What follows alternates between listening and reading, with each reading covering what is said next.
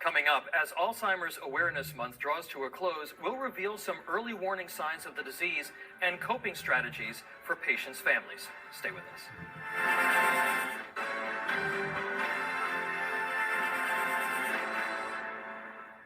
Welcome back to America Right Now. I'm Tom Basile. November is Alzheimer's Awareness Month. Nearly 6 million American families are often left helpless watching their loved ones suffer from dementia.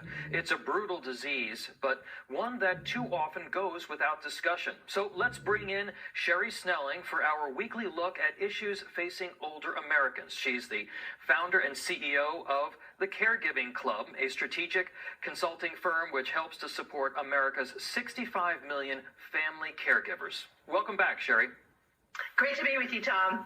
So let's start off with early detection. How can family members get ahead of a prognosis, and how important is it to catch Alzheimer's early?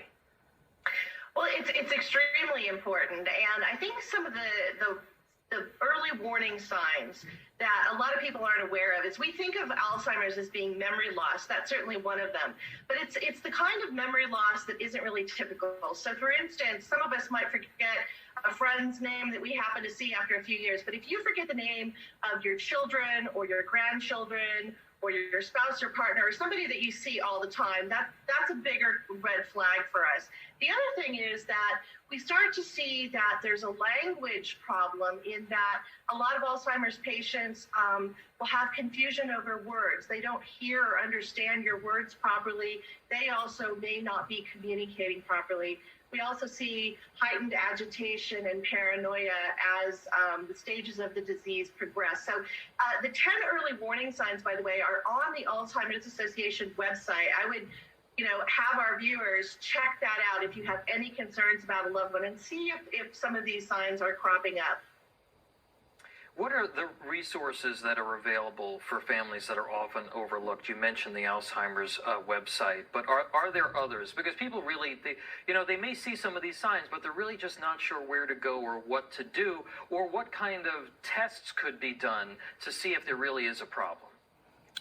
Yeah, it's really interesting, actually, that you bring up the test. I think one of the things that we are working on is having better even education among our healthcare professionals, and particularly physicians, so that they understand better the signs of these diseases and they can help counsel families and direct families to the proper resources.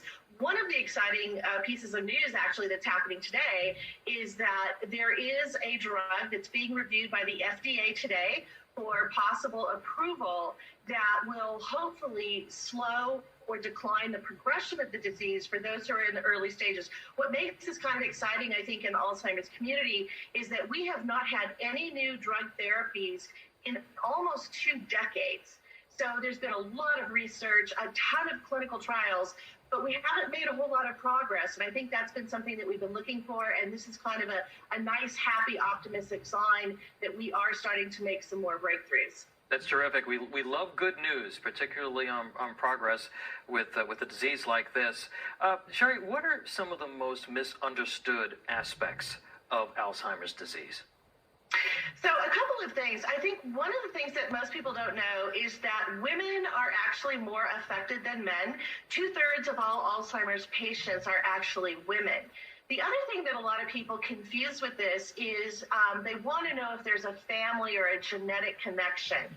And what we do know is that only about 5% of all of our Alzheimer's cases have that genetic connection. So we really don't know particularly how people, are affected by this disease in terms of, what are the risk factors that we should look out for. But there's a lot of science that's put now behind lifestyle factors. And I think one of the biggest things that the audience should know about is it's pretty definitive now that high blood pressure over time that isn't well managed is a huge risk factor now for Alzheimer's disease, along with other things like not, again, getting the proper exercise, certainly eating, a more nutritious kind of Mediterranean diet.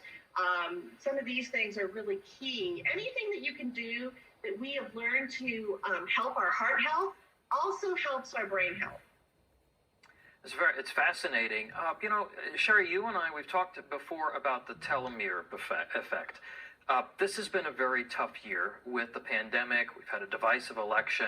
How does chronic stress speed the advancement of Alzheimer's disease? Yeah, it's very interesting. The telomere effect, of course, is our chromosomes, our DNA. We have protective caps on the end called telomeres. And as we experience chronic stress, those telomeres start to dissolve. And what that means is that shortens the strand of your DNA, which means you're literally accelerating your aging. And that's very similar to the progression of Alzheimer's disease, which again is the acceleration and the atrophying of your brain cells.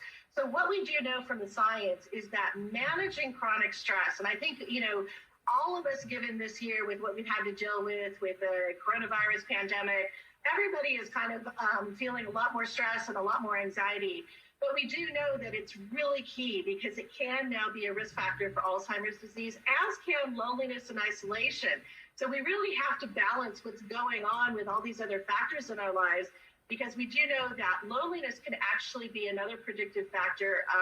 People who are chronically lonely have a 40% higher risk of developing Alzheimer's disease later in life. Sherri, you mentioned before that women, and I certainly didn't know this, women are more likely to get Alzheimer's than men. How can they specifically improve their brain health and reduce their risk? That's a great question, because I think that one of the things that we've all learned about is how to take care of our physical health from the neck down, but not necessarily from the neck up. So there's this big movement by a lot of different organizations to really understand brain health. What does brain health look like? What do we need to think about? And I think, again, it goes back to some of these lifestyle interventions that we all have at our fingertips in terms of controlling our potential risk. One of the organizations out there that is doing really great work is the Us Against Alzheimer's Network. They have a campaign called Be Brain Powerful, and it's a 30-day challenge where you learn a lot about brain health, and then you get to kind of manage your progression in terms of having better brain health and achieving better brain health. But I think you're going to see brain health be one of the bigger topics that we'll be talking about in healthcare in general going forward. All right. Terrific advice as usual. Sherri Snelling, thank you very much for joining us for this Alzheimer's month, and some great tips for people who are watching. We'll be right back.